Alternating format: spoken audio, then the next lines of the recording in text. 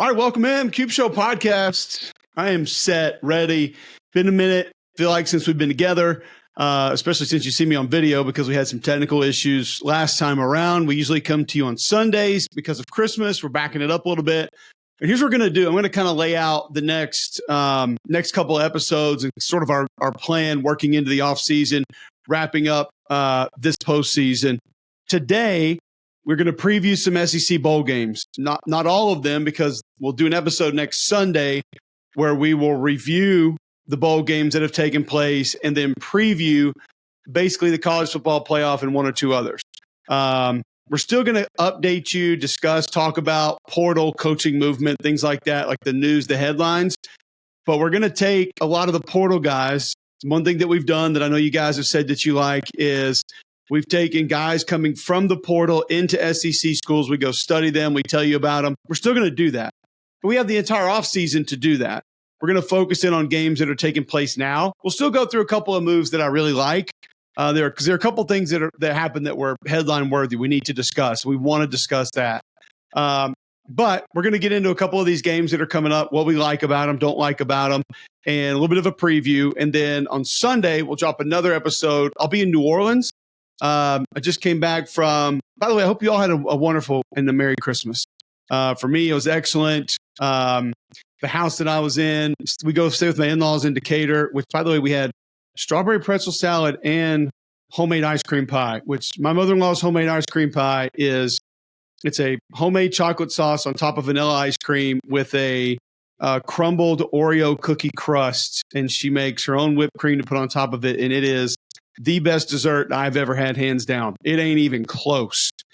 And strawberry pretzel salad is usually for like Thanksgiving and a couple other holidays, and she just made them both. And so I feel like I might be diabetic today, but I'm not going to pass up on those. I'm just not. But we had 3 kids. We have 6 kids. My wife and I have 3. But in their house, we had 6 under the age of 9. So it was, to say the least, crazy, hectic, but it was a lot of fun.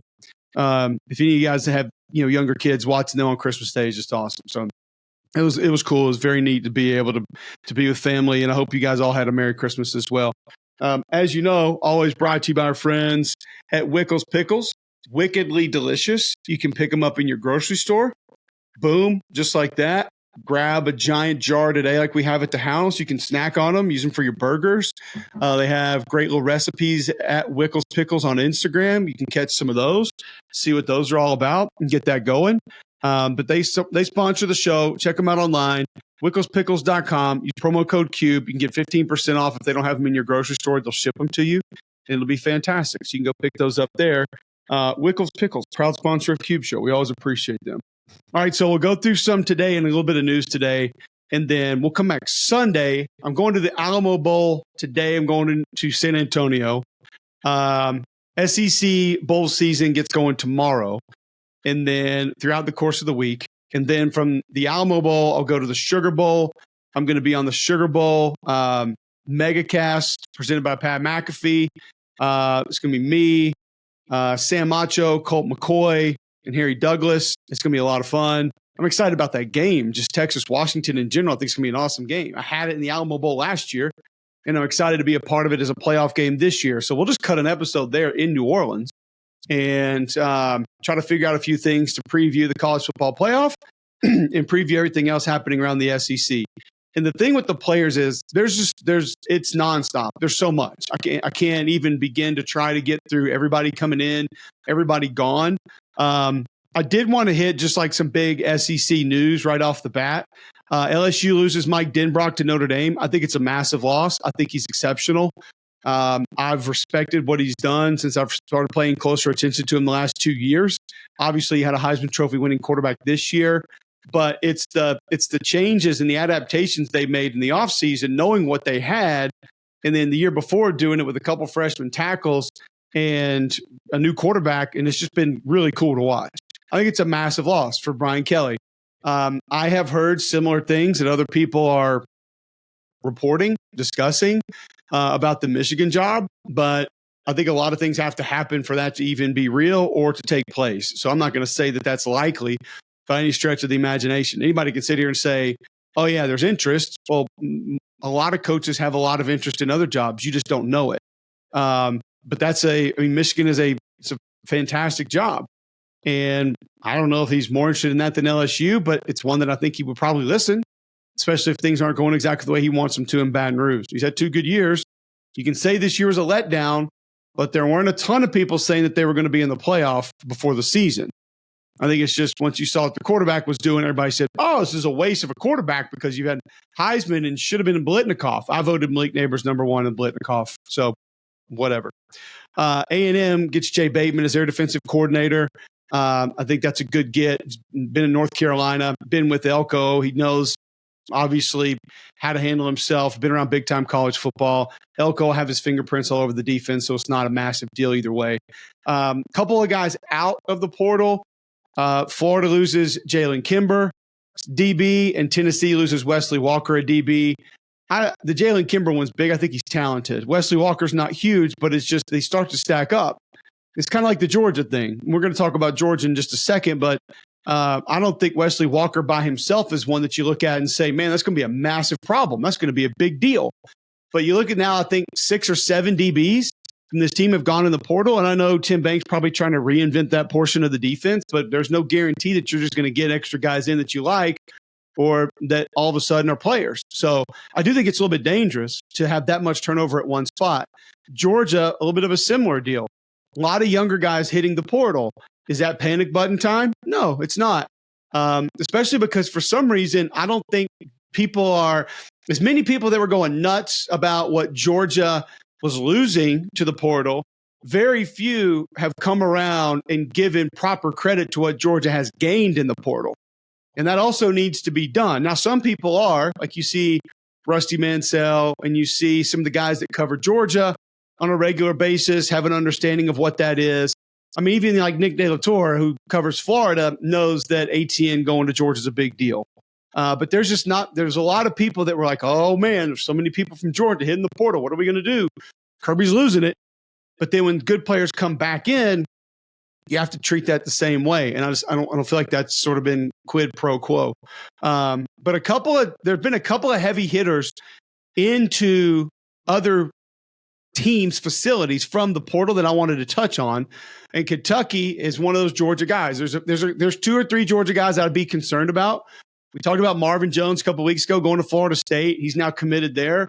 That would be one. Just when you get up next to him and see him physically, you don't feel like an edge defender can be built like that and then can move like that. And I feel like he just had a really bright future, still does have a bright future ahead of him. But Jamin Dumas-Johnson going to Kentucky, I think, is huge. I think it gives Kentucky some versatility at linebacker. And listen, Kentucky had one of the best off-the-ball linebackers in the SEC this year. It's just nobody talked about him. And you'll have him back.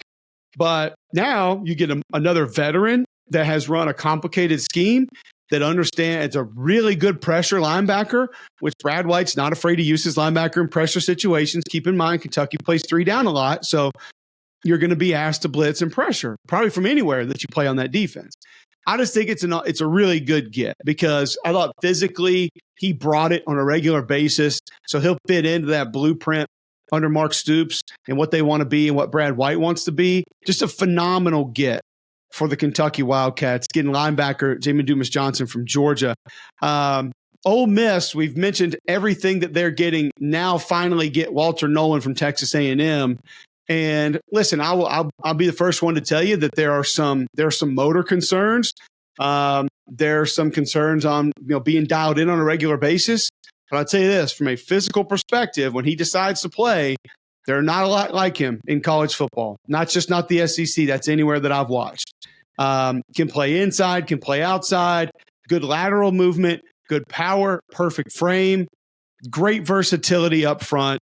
And in Pete Golding's system where he'll play some even, he'll play some odd, he'll play some 5-man fronts. Like he's going to do a lot of different things. Walter Nolan can move around and really help. And now you get somebody who's loose enough, has just enough twitch to where if he wants to win some one-on-ones, he's going to have the ability to do that. So you address some of that last season.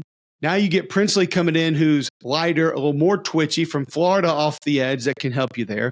You get Chris Paul, the linebacker from Arkansas, who was phenomenal this year. And if you guys think I'm saying that just because he's going to Ole Miss now, Go pull any of our weekly recaps that we did this past year.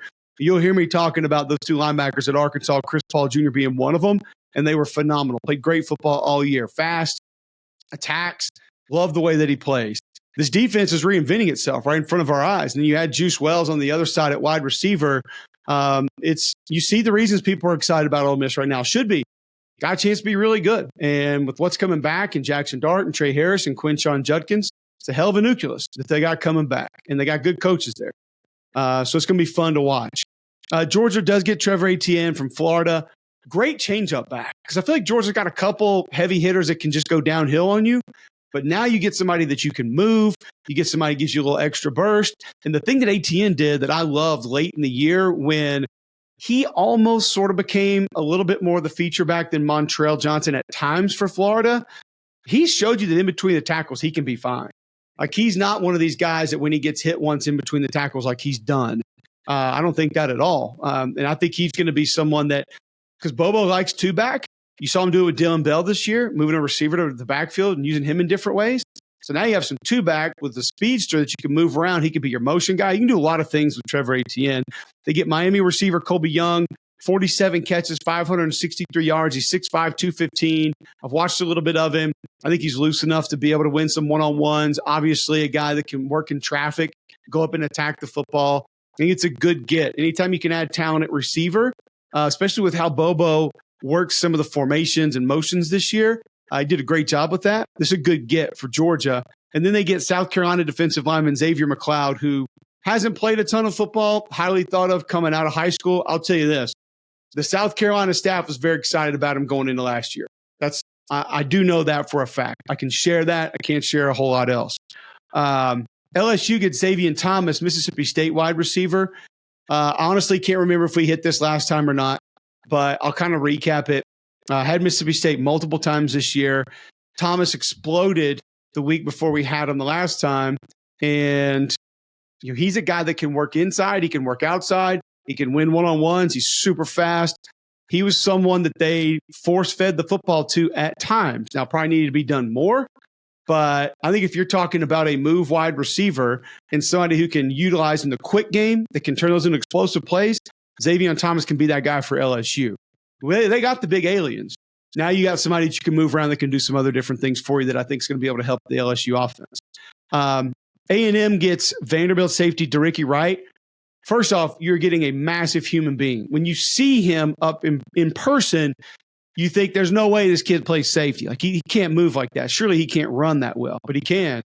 And I forget the episode it was. I'll try to tag it on Twitter for you guys. But talked about his story and how he's kind of taken care of his sisters since they lost their mom. He's from Gadsden, Alabama.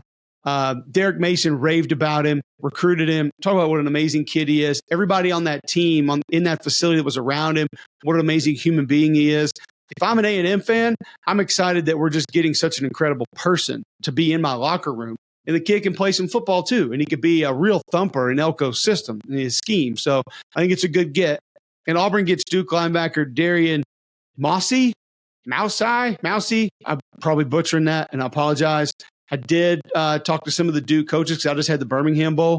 Talked to some of the Duke coaches about him. They had really nice things to say about him. Plays heavier than he is, but somebody that gives Auburn a little bit of versatility. With Eugene Asante coming back, you need some numbers there because you saw that group get a little bit dinged up during the season last year. I think it's another good addition. So those are just a couple that have taken place that I wanted to hit off the top and go ahead and talk about those.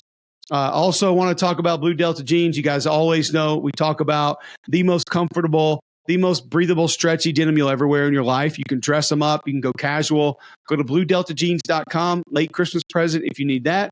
If you've got a little Christmas money you're looking to spend, you can go pick up the gift card. You can get sized digitally, and they'll ship them to you. There's no better pair of jeans out there than Blue Delta denim. Go check them out today at bluedeltajeans.com. Tell Nick and the guys you heard about them right here on Cube Show. All right. So Wednesday, the 27th, we've got the Tax Act Texas Bowl, Texas A&M and Oak State. Now, Ollie Gordon, he's got his motion picture on Twitter announcing that he's going to come back with, I'm assuming that's the president of the university or somebody. I don't even know who that lady was. But that's big for Oak State because it was your nation's leading rusher until Kamani Vidal in the Birmingham Bowl passed him. I believe Ollie Gordon will pass him back in this game because I don't know who's playing for A&M. And we can go through Fadil Diggs, Walter Nolan, Jordan Gilbert, just on defense, Edgerrin Cooper, Isaiah Rakes, McKinley Jackson. Between the portal and the NFL, that side of the ball has been gutted. The coaching staff, obviously, a little bit in flux also, so you don't know exactly how that's going to play out and that's going to work. And then offensively, Max Johnson gone, Jake Johnson gone, Evan Stewart gone. You had one of your premier playmakers that you moved around from running back to slot to receiver to kick returner that's also going to the NFL, going to be gone. I know it's in Texas, and that's advantage A&M maybe, but I don't know what to expect from this team, and a team that had trouble fitting some gap scheme runs a lot of the time this year anyway. I can't imagine it against a team like Oak State that's really good at it with a back that's exceptional with it. Like they'll run counter kick and power kick, and then they got a lot of those counter power looks that they give you with multiple tight ends. I mean, that Oak State offense is successful for a reason, and recognition's a big part of it. They'll get you misaligned. They'll take advantage of it. And they got kind of a try-hard offensive line. Not a ton of talent up there. From a talent perspective, A&M should be fine, but this is a group that precisely knows how to manage that run game. It's kind of similar to the one with Florida State we'll talk about in a little bit. But how they operate it, they have just a good feel for where it's going to hit, how it's going to hit. They know when to stay on track, when to get off track. It's going to be a big challenge for the A&M defense with so many guys gone and so many new faces in there. Don't like A&M in this one. Just going to be honest with you. I think with all the change and all the different guys that are in and out, and especially most of the guys that are out that are not going to play, it's tough for me to think that it's tough for me to feel good about A&M Wednesday night, 8 p.m. on ESPN is going to be able to get this game in the TaxAct Texas Bowl. Love Elko. Love where the program's going. Just don't feel great about this one. All right. Friday. Actually, we need to go to Thursday first because Thursday we will get Arizona and Oklahoma in the Alamo Bowl. I'll be there again. I'm looking forward to it. Had the Alamo Bowl last year. They treat us great. I love going to San Antonio for this game. 8:15 on ESPN. Here's my first problem with this is Oklahoma has 4 offensive linemen that are gone that have played this year. 2 to the NFL, 2 to the portal, and I think maybe even a third or fifth one to the portal. It is Nate Anderson, Marcus Hicks, Caden Green, Savion Byrd. You got your edge, Reggie Grimes gone. Your running back, Tavy Walker's gone.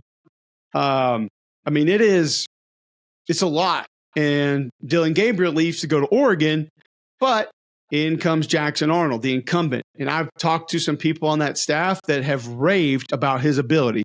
So everything that you're hearing and people getting excited about, it's real. And I've watched a little bit of film that he's got. Came in the BYU game, had to fill in. Got some good snaps early in the Arkansas State game.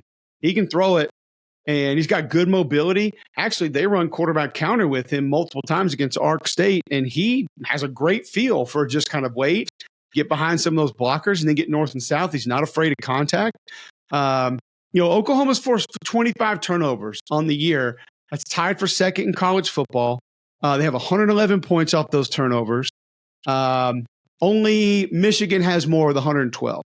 The problem is, if this was early Arizona they're playing, that would be great because Jaden DeLaura was handing the ball back to everybody they played multiple times a game.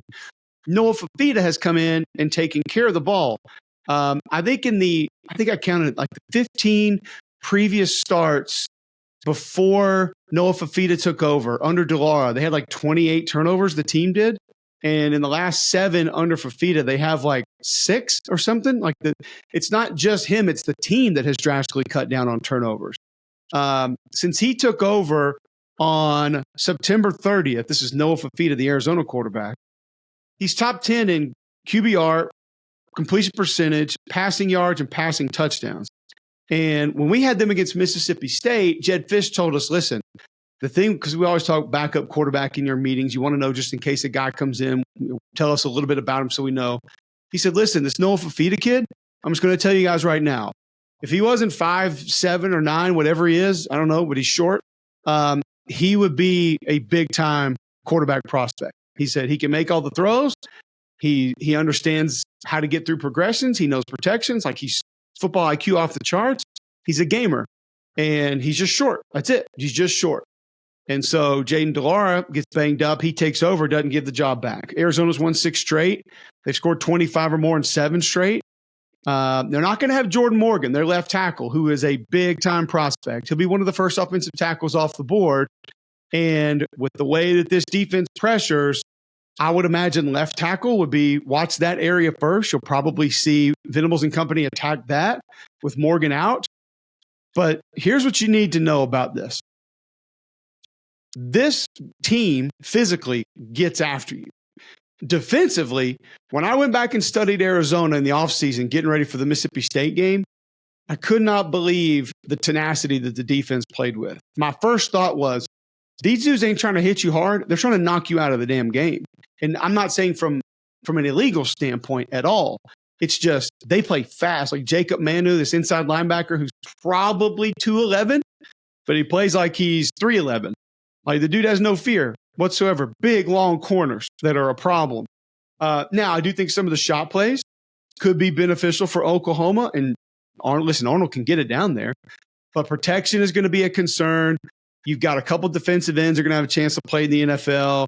A defensive tackle that transferred in from Georgia that's a really good player. And then offensively, you have an NFL running back, T-Mac's an NFL wide receiver.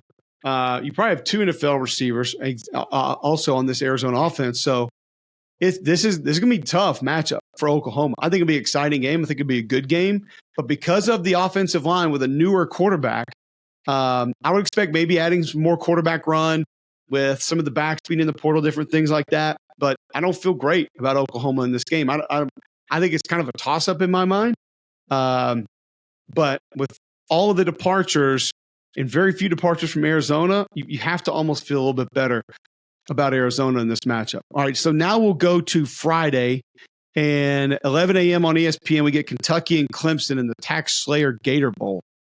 Now, Clemson's had a lot of guys on defense leave. Jeremiah Trotter's out. I think he had 15 and a half tackles for loss this year.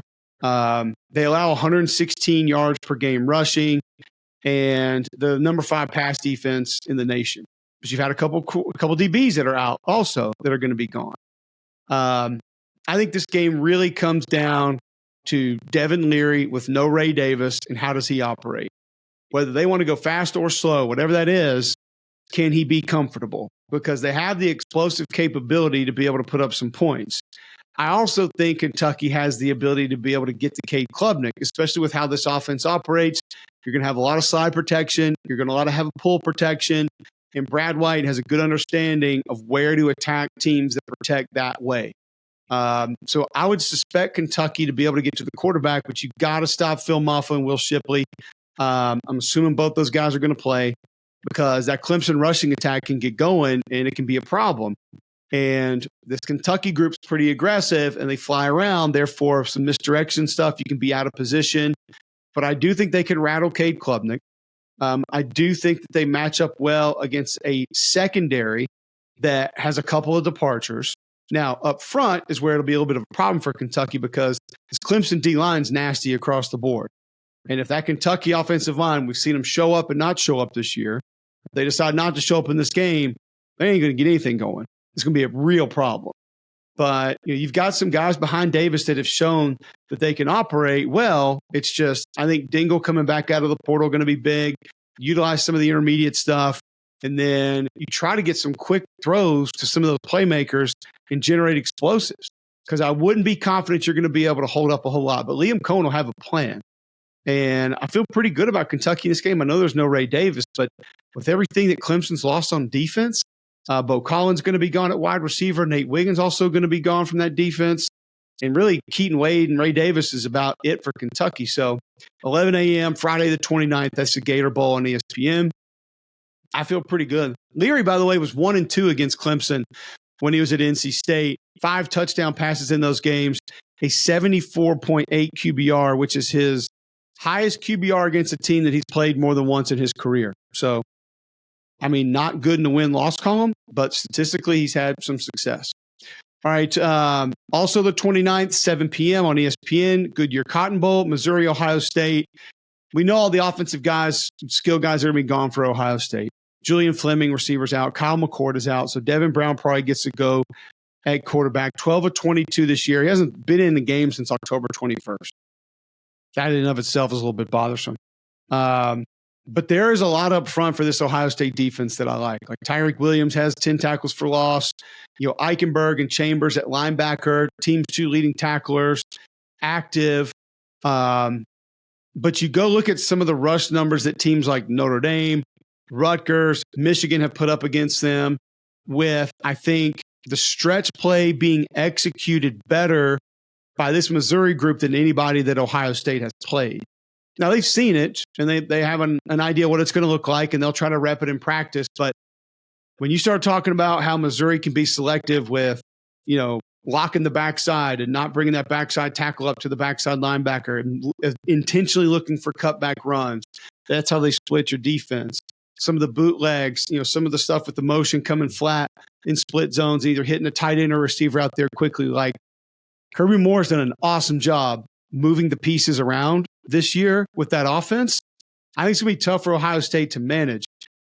I'm not overly concerned about that part for Missouri because I think they'll find a couple scores, but I'm not sure about Ohio State really moving the ball because keep in mind, it's a Missouri defense that will get after you. It's an overrated Ohio State offensive line. I don't know if Cade Stover's going to go. Travion Henderson, I'm assuming he's going to go at running back, who is super dynamic when he's healthy. He's one of the better backs I've seen in the last couple of years. He's just not healthy a whole lot. And then I don't know what you're going to be at wide receiver based on the number of guys that are probably not going to dress and play for this game. So I think it's a big spot for Missouri. As long as Brady Cook operates it well, doesn't turn the ball over a whole lot, and just plays within his scheme, like let Cody Schrader rip, get your quick throws in there, let Kirby Moore dial up some quick things, get you a few shot plays. Your defense will cause some problems. And I think Missouri's going to be fine. I like Missouri in this game. I'm really confident that Missouri gets this win and feel pretty good about just what they're doing. Now, I mean, listen, Ohio State's skilled number 2 in scoring defense in all of college football. They number 1 pass defense in college football. Now, some of that I do think is you look who they've played. It's aided them in that just a little bit. But this is not a game that I think Brady Cook has to go out and dominate. I think he needs to be efficient and selective and put his guys in good spots. And Kirby Moore needs to keep him in good spots, use his legs a little bit to break that defense down. He's got the escapability because I do think up front Ohio State can cause pressure at times. But I like Missouri to be able to get this one. I feel pretty good about it. 30 or more points in 10 to 12 games for Mizzou this year. They've gone over 500 yards 5 times. Schrader leads the SEC in rushing. Burden's 3rd in receiving. They've got star power, man. And I think Missouri gets this one. I feel good about Missouri getting this dub. All right, so then we go to Saturday, the 30th, and we start out with the Chick-fil-A Bowl, Peach Bowl. Chick-fil-A Bowl. I played in the Chick-fil-A Bowl, I think, before they called it the Chick-fil-A Peach Bowl, either way. 11 a.m. on ESPN, Ole Miss, Penn State. Cedric Johnson, I think, is out of this. Spencer Sanders, I think, is academically ineligible. What? How you been in college football for like 7 years and you can't be eligible for a bowl game is mind-boggling. But Penn State's got Theo Johnson, a tight end, out. Olu Fashuna is going to be out at left tackle. Chop Robinson, edge, is out. There's a couple of big playmakers for Penn State that are going to be gone. Now, Penn State defense, legit. They lead the FBS in total defense. They've held 17 straight teams under 400 yards. 17 straight. Now, Lane's gone for over 438 of his 48 games since he's been the head coach at Ole Miss. So I'm pretty confident with Harris and Dart and Judkins and everything that, Priestcorn. Some of these guys having a little extra break to get even more healthy, which is even better. What Dayton Wade has done this year. I don't think Penn State has seen a collection athletically like this many times this year. And I also think this is one where Ole Miss, if they really want to, can ramp up the tempo, and that could be problematic in this game. I am interested to see how they manage things up front. I know Chop Robinson's out, but this is still a really good defensive line, a really good front seven. Obviously, a little bit of change on that side of the ball for Penn State as well. I just sort of feel like Lane has kept everybody on board and kind of a little bit dialed in, more so than a lot of other schools. And with what they're doing in the portal, I actually think pushes a little momentum towards Ole Miss in this game. because now you look at it as we got these other reinforcements coming. We put together a good performance here. We're really teed up to make a serious run next season. And it doesn't always work that way. You know, some teams that are 6-6, they go win a bowl. It doesn't automatically mean, oh yeah, they're going to get to 10 next year. Like, that's not always how it goes. But I do think it can be a little bit of a difference for that squad this year. So I think it's a real plus, and I think it could help. I like Ole Miss in the game. Drew Aller has been great. 23 touchdowns, 1 pick. But I think when you look at how much better this Ole Miss front is, even with Cedric Johnson out, I think with a couple of tight ends and offensive linemen out for Penn State, they can get to him. You just got to get him in second and third and long, because Penn State runs counter as well as anybody. And some of the gap scheme stuff that they run, those backs have a great feel for when to put that foot in the ground and get north and south, and they have multiple backs that can flat get it. That's the challenge. Penn State rushing attack, to me, is the difference in this game. If it gets going, you keep that Ole Miss offense off the field. You obviously flip field position, potentially put some points on the board. You wear that defense down, and that's how you go get this one. But if those Ole Miss linebackers show up and, you know, Pegues and Harris and some of those guys show up front on that defense, and they can just neutralize the majority of that Penn State rushing attack, then I think Ole Miss gets this game. Also, we've got at 1 o'clock on ABC, the Trans Perfect Music City Bowl, Auburn and Maryland. A lot of big names out of this one. Talia Tungavailoa is going to be out. DJ James, Nehemiah Pritchett, Marcus Harris going to be out for the Auburn defense. Massive. And then Javaris Johnson can be out at wide receiver for Auburn. The thing about Maryland that I think a lot of folks probably wouldn't know, is that they're pretty physical at the point of attack on both sides of the ball. Like, they got a lot of heavy-handed dudes, and some have hit the portal, and some have been gone over the last few years. But that's the biggest challenge for Auburn. So some of the guys that have begun, like a Jalen McLeod, that have begun to step up here towards the end of the season, like physically, like Johnson at defensive tackle, the Purdue transfer, some of those guys got to really step up. I mean, look at Auburn. He banged up a little bit, but Masai Nasil-Kite, when he came in, like, he was one of those guys. Like CJ Dupree went over to Alabama playing tight end. Like, they got dudes that physically can hold up and hold their own. And so I think that's the biggest challenge for Auburn. But I do think misdirection is going to be key. I think it's a big game for Peyton Thorne. Begin to kind of show what you can do. Rivaldo Fairweather coming back. Heavy load in the run game. And if you go back to that Iron Bowl and watch it, a couple things stuck out to me. The lack of extra formations. Usually Hugh runs a lot of formations. There weren't a ton in that game. And how they changed the reads by the quarterback in some of the zone read stuff. Because I saw the reads changing to different personnel, and I think that's what opened up a lot of space in that rushing attack. So Jarquez Hunter and company, I would expect Damari Alston and company get a heavy workload. Even Peyton Thorne get some good runs and get some good run on the ground, because I still don't have a ton of confidence in the receiving core. And you're down a couple of guys like Jair Shorter, and some of those guys hit the portal. So I still think it'll be a heavy rushing attack. I'm sure Maryland will, they'll try to stack up, but I don't think that there's going to be massive headaches offensively for what Maryland can provide. And even though where I thought Auburn had a big advantage this game was defensively in the secondary, and they've lost a couple of those guys, I still think they're going to be okay. I actually like Auburn to win the game. I like Auburn to get the Music City Bowl. 3 p.m., we've got the Capital One Orange Bowl, Florida State and Georgia. Interesting one. Because who's going to play? I mean, I think that's your first question when you look at it. You're like, all right, well, who's up? Like, who's going? And, I mean, Florida State's won 19 straight. Mike Norvell does an awesome job. Should they be in the playoff? I don't know. I mean, I wouldn't have had them in, but whatever. For Georgia, Marvin Jones Jr., we mentioned him. Dumas Johnson out. Vandergrift's going to Kentucky. But, I mean, some of these guys they didn't have to have in the lineup all the time towards the end of the year, or they had played without. So I'm not overly concerned about it. Do I expect some of the guys who were dinged up to go, like McConkey and Bowers? Yeah, I would say probably not, but who knows? I mean, if Bowers is able at all, I anticipate he would go. McConkey was toughing out in the SEC championship game, so maybe they will go. But now you're down Jared Verse, Tate Rodemaker, Malcolm Ray, defensive lineman, Bless Harris, offensive lineman, Johnny Wilson, super productive receiver, went for over 1,700 yards and 8 touchdown catches.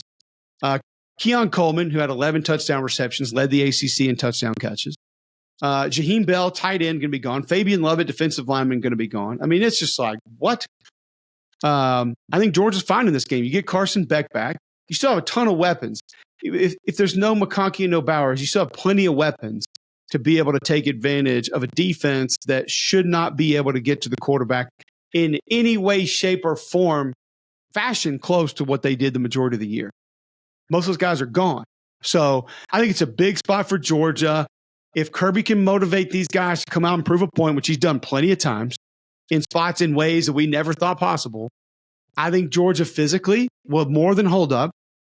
Georgia's big concern for me would be kind of like what we talked about a little bit earlier with some of the misdirection stuff, because you watch this team run power counter, they're really good at it. And they have a lot of things off of it, and they will formation you to death. You're going to get every formation possible with multiple tight ends and different people lined up in different places. And so the recognition part from the Georgia defensive standpoint has got to be on point. And if most of those cats in the secondary are playing, I think Georgia's in good shape because they can. That's where they can close space, make up ground, and be wrong but still be right with those kind of athletes on the back end. So I think Georgia's good here. I would not be surprised if Bobo tries to go at them early and just see with a new defensive line just kind of how they hold up and what they're made of. I did tell you guys down the stretch, I thought that Georgia north-south rushing attack was just a little bit of fool's gold. Because if you watch how Tennessee and Ole Miss were kind of jumping out of their gaps, that's where a lot of the quick hitting runs came. Nobody wants to talk about that, but it's just a reality of what it was. So, but I still think, Carson Beck, 4-1 against ranked opponents this year, 74%, 11 touchdowns, 2 picks in those games. So he's been on against their best competition. He's got 11 games with over 250 yards passing this year. I think only Michael Penix has more than that. So with him in the lineup, directing traffic, Georgia's going to be fine. And like I said, I think they have the weapons to be able to do it. Georgia's got the number 1 third down defense in college football. And with the guys that are stepping aside, I think not only does Georgia win this game, I actually think Georgia dominates this game. And I think Georgia wins this game big. So that's the bowl games coming up before Sunday. So what we will do is we'll come back Sunday and I'll watch the film of these games. We will recap them for you, what we saw on film, which will be cool because there'll be some new guys for some of these teams that maybe we're going to see next year or whatever. And then we will preview Wisconsin, LSU, and the ReliaQuest Bowl, Iowa, Tennessee, and the Citrus Bowl, because you guys know you can't spell citrus without UT, right? And then obviously the college football playoff. We'll go a little bit of Washington, Texas. I'll be on the call for that one for the megacast. And then we'll go Bama, Michigan in the Rose Bowl. We'll hardcore preview those early Sunday. Try to do that Sunday morning. And then we'll get these reviews of these out as well. And we'll punch that one out. Reviews of these, preview the playoff, and then we'll come back and try to get a quick review of just those playoff games and the other bowl games that took place. I don't know if we'll wait until next Sunday. I might try to do something in between. Just go ahead and get that out for you guys. Thanks for tuning in. Sorry about the technical issues last time. We're trying to up our technology here a little bit, make things look a little bit better. But we appreciate all the support. You guys are awesome. Please like this video, subscribe to this video. If you're on iTunes or Spotify, please go rate 5-star, good review. Thank you so much. And like I said, we will get to all the portal guys in the offseason. We have plenty of time to do that. And then once they're in, they're in. We can go watch the film and we'll bring that to you. And we'll be back Sunday for more Cube Show.